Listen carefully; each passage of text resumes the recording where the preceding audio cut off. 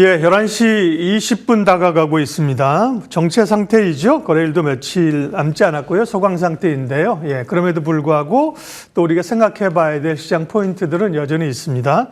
오후장 터닝 포인트와 투자 전략 세웁니다. 헤르메스 스탁 하창한 본부장 오셨고요. KSG 글로벌 컨설팅 김선교 소장님 함께합니다. 어서 오십시오. 반갑습니다. 두 분과 함께 나눌 이야기 첫 번째 주제는요.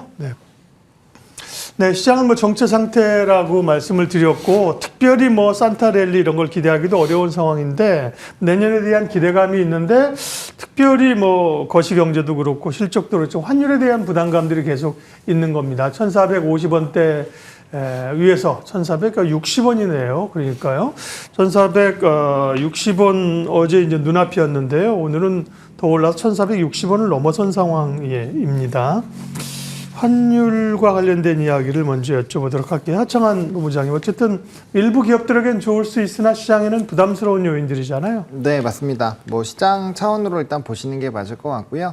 말씀 주신 것처럼 뭐 아무래도 외국인의 수급이라든지 아니면 수출 기업들의 또 대부분의 실적들, 뭐 운행비라든지 이런 것도 좀 부담이 되겠죠. 그래서 부정적으로 일단은 작용하지 않을까라고 보이고 있고요. 이게 이제 뭐 다른 우리나라만 또 급격하게 빠진 게 아니고 뭐 엔화도 빠지고 위안화도 빠지고 하다 보니까 아시아 증시 전반적으로 좀 이런 환율이 좋지 않다라고 보셔야 되는데 거기에 플러스 알파로 뭐 엔화 같은 경우 오늘 좀 반등이 나오고 했는데 그럼에도 불구하고 우리나라 계속적으로 마이너스가 커지는 부분은 아무래도 좀 정치적인 리스크가 좀 더 확대가 된 부분들이 영향을 준 것으로 보입니다. 거기다가 뭐 지금 수출입 데이터도 사실 좀 부정적이고 반도체가 그나마 좀 잘 버텨주고 있는 상황인데 만약에 반도체에서 창신 메모리나 이런 중국발 영향으로 또 꺾이기 시작을 한다면 사실상 우리나라 수출은 굉장히 좀 좋지 않아지게 되는 거거든요. 게다가 내수를 좀 뜯어보시더라도 지금 코로나19 때보다 자영업자 분들 중에서도 이제 폐업하시는 분들의 비율이 더 많습니다. 그래서 그만큼 지금 소득과 가처분 소득이 상당히 좀 어려운 상황이고 경기 자체가 굉장히 안 좋기 때문에 이러한 전반적인 내용들이 이제 뭐 수급과 환율로 이어지고 있다라고 보시면 될 것 같고 그렇다고 해서 외환 당국이 지금 뭐 환율을 컨트롤할 수 있느냐 저는 뭐 그것도 쉽지 않을 거라고 보입니다.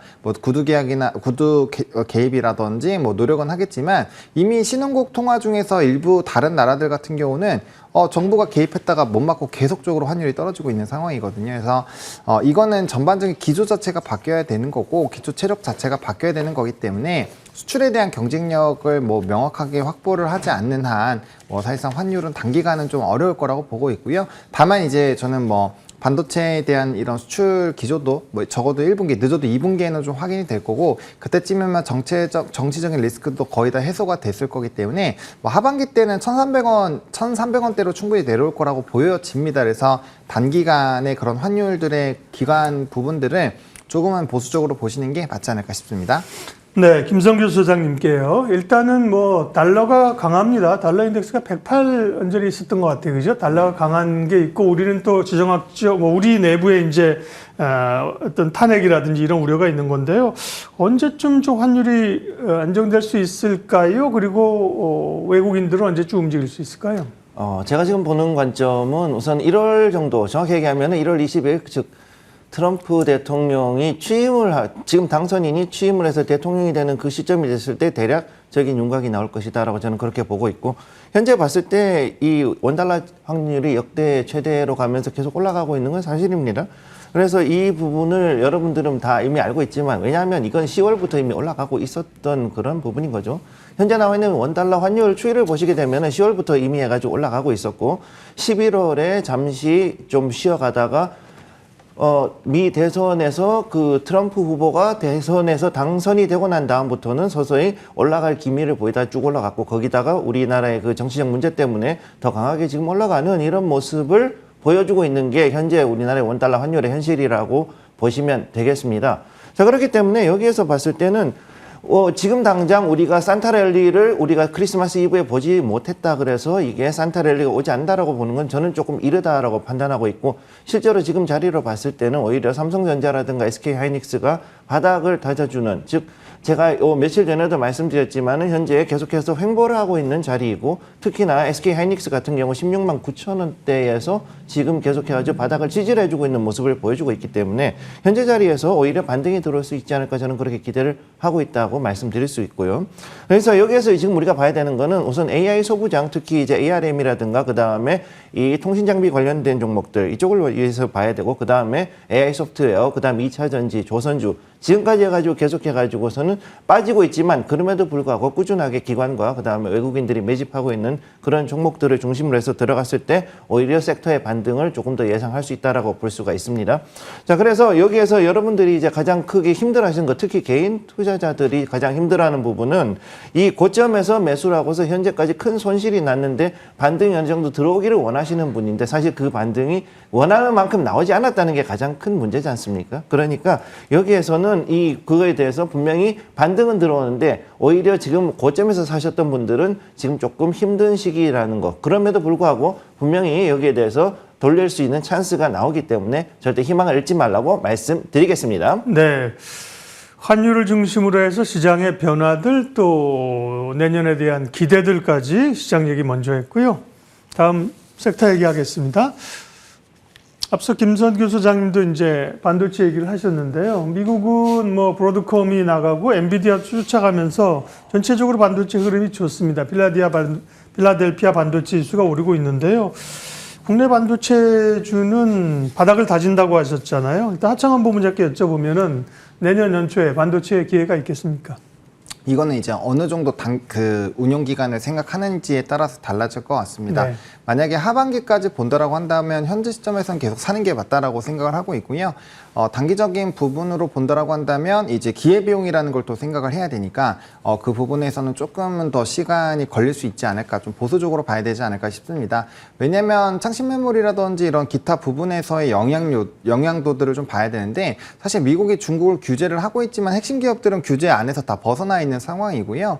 이게 이제 여러 가지 해석들이 나올 수가 있는데 결과적으로 이제 레거시 쪽에서 어느 정도 영향력이 미국에서 규제를 하고 그다음에 이 중국 쪽에서 물량 공세를 했을 때 우리나라가 어느 정도로 버틸 수 있는지 그런 것들을 좀 넘버로 확인을 해야 되거든요. 근데 최근에 실적 그 기업들의 리포트를 보시면 실적 전망치가 계속적으로 하향 조정이 되고 있습니다. 그러면 그 바닥 라인이 어디까지인지를 봐야 결국엔 주가에서의 방어 흐름들이 나올 수가 있다라고 보고 있고요. 그렇기 때문에 뭐 단기적인 기조로 봤을 때는 조금 물음표가 있다라는 점. 왜냐하면 레거시 부분을 지금 우리가 HBM 같은 이런 AI 관련된 부품 단으로 매출 비중이 오히려 이겨 나간다라고 한다면 뭐 계속 사야 되는 게 맞는데 그게 아니라고 한다면 조금은 더 시간이 걸릴 수가 있죠. 근데 저는 뭐 장기적인 관점으로 말씀을 드리고 있기 때문에 현재 구간에서는 삼성이나 하이닉스, 특히나 하이닉스가 훨씬 더 빠르겠죠. 하이닉스는 AI 서밋에서 최태원 회장의 또 발언들이 있을 수 있기 때문에 단기적으로 보신다면은 하이닉스가 조금 더 유리할 거라고 보고 있고요. 뭐 한 내년 6월 이후까지 좀 바라보신다라고 한다면 삼성전자 지금 가격대면은 저는 진짜 매력적이라고 생각은 하고 있긴 하거든요. 그래서 그 어떤 투자 전략과 방식에 따라서 조금의 이런 방향성이 좀 차이가 있지 않을까 이렇게 생각을 하고 있습니다. 네.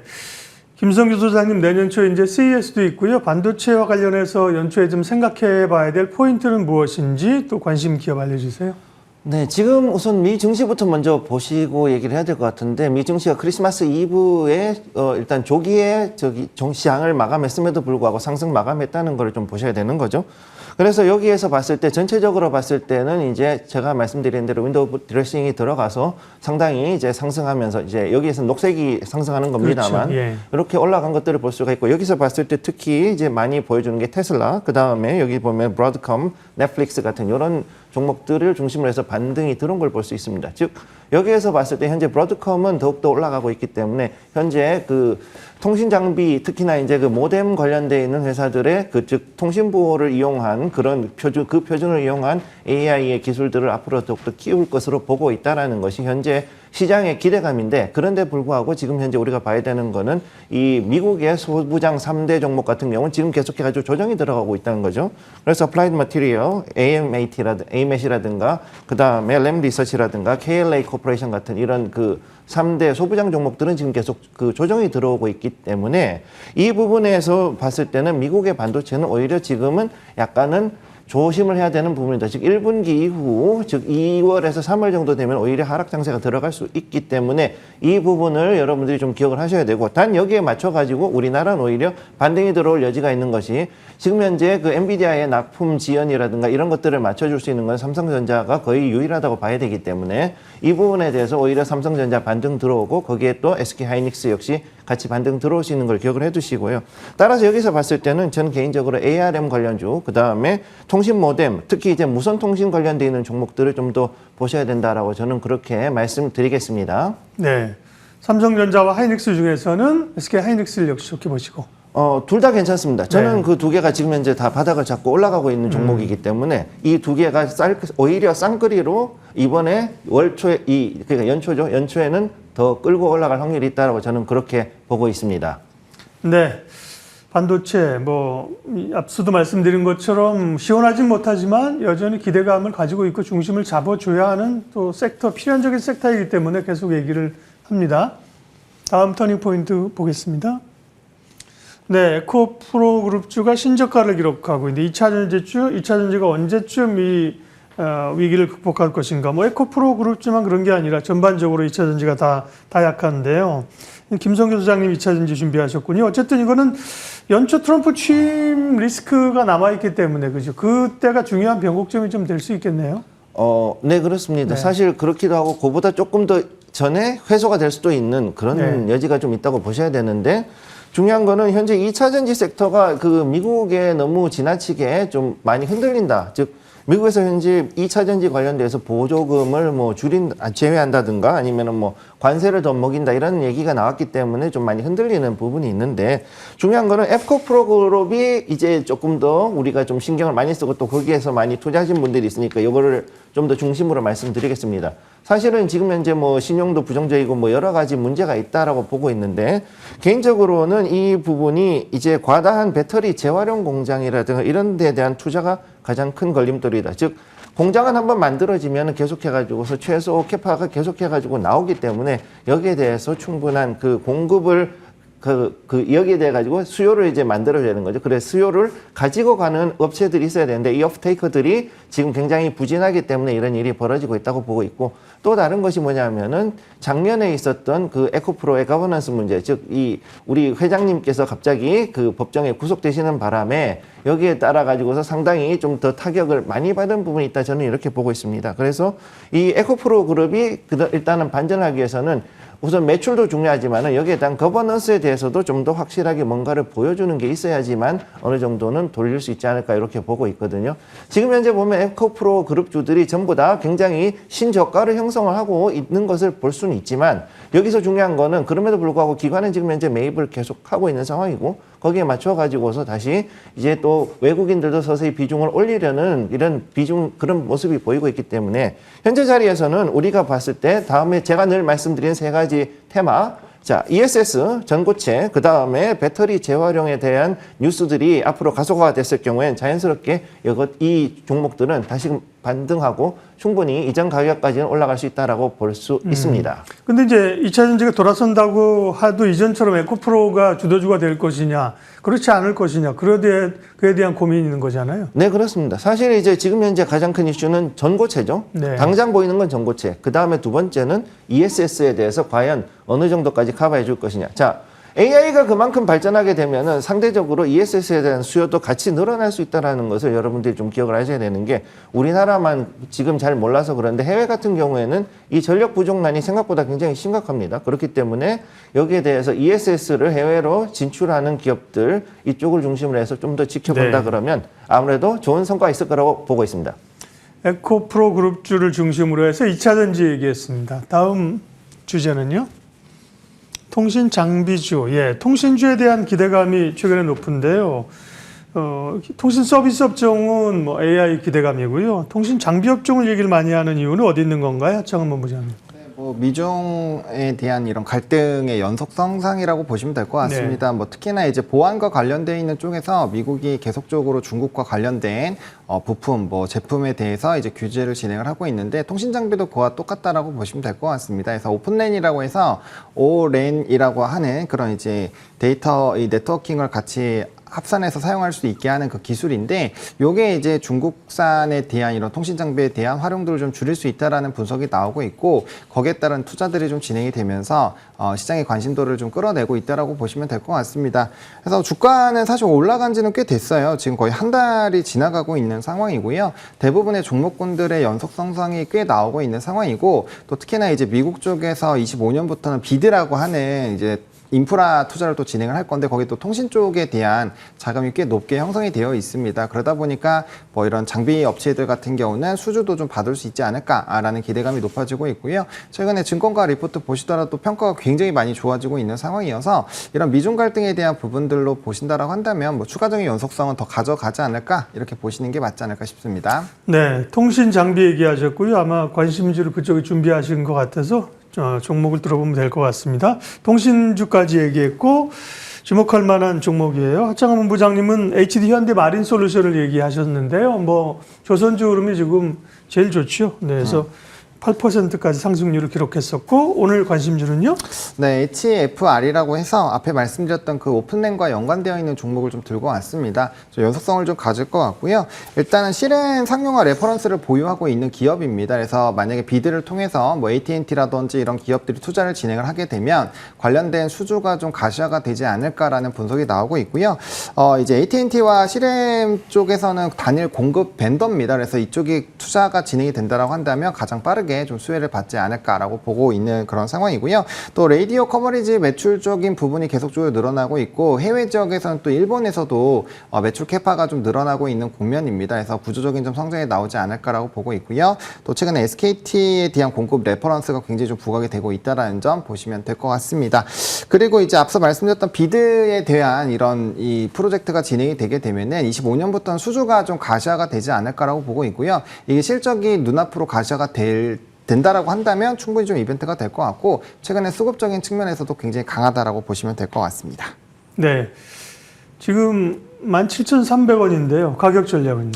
네, 가격 전략 같은 경우는 지금 이제 이 18,500원까지 일단 좀 보고 있는데 뭐 추가적인 상승은 더 가능하다라고 보여집니다. 그래서 좀 넓게는 2만 원까지 열어놓고 네. 보시면 될 것 같고요. 손절 라인은 13,900원으로 말씀을 드리도록 하겠습니다. 왜냐면 오늘 벌써 5%가 올랐기 때문에 그렇죠? 네. 18,500원하고 룸이 별로 없어 보이거든요. 네. 네. 오늘 올랐고 조금 이쪽으로 조금 더 열어놓을 수 있다고 말씀하셨습니다. 김성규 소장님 오늘 관심주는요? 네, 2차 전지 관련해서 또 찾으셔서 파워로직스로 가져왔습니다. 네. 파워로직스 2차 전지 보호회로 그다음에 배터리 팩이라든가 그다음에 관련되어 있는 여러 가지 전자부품, 그다음 카메라 모듈도 지금 현재 하고 있는 그런 업체이기 때문에 현재 자리가 굉장히 바닥에서 반등 들어오고 있는 자리라서 상당히 좋은 자리라서 여러분들께 소개해드리고요. 이 종목 같은 경우 그 이외에도 지금 뭐 초전도체나 뭐 이제 퀀텀 에너지 이런 조금 이상한 테마들이 좀 몇 개 있긴 한데 기본적으로는 전자부품 관련주입니다. 소부장이에요. 그리고 그 중에서도 2차 전지에 관련된 그 BMS라든가 여러 가지 이런 관련되어 있는 부품들을 하는 데이기 때문에 여기가 굉장히 중요한 자리라고 보시면 되겠고 현재 파워로직스 자리에서 봤을 때 상당히 나쁘지 않은 자리라고 보고 있고 목표가는 7,700원 우선 잡아드리고요. 여기에서 손절가를 잡는다 그러면 5,500원까지 봐주시면 되겠습니다. 네, 파워로직스 말씀하셨습니다. 근데 이거는 2차 전지만 하는 게 아니라 말씀하신 이제 IT 부품 이런 건데 결국 뭐 2차 전지가 올라가야 가는 흐름들 아니에요? 그거랑 네, 그렇죠. 별개로 가지 못할 거 아니에요? 일단은 거기하고 우선은 주로 가는 것은 2차 전지로 보고 있는데 네. 중간에 만약에 테마로 해성을 해가지고 튀어오른다 그러면 그때는 조금 더 보셔도 됩니다. 단 여기에서 가능하면 목표가는 지켜주실 것을 권해드리겠습니다. 네, 파워로직스 관심주로 말씀하셨습니다. 오늘 오장 터닝포인트 헤르메스 스탁 하창한 본부장, KSG 글로벌 컨설팅 김선규 소장 두 분 함께했습니다. 고맙습니다.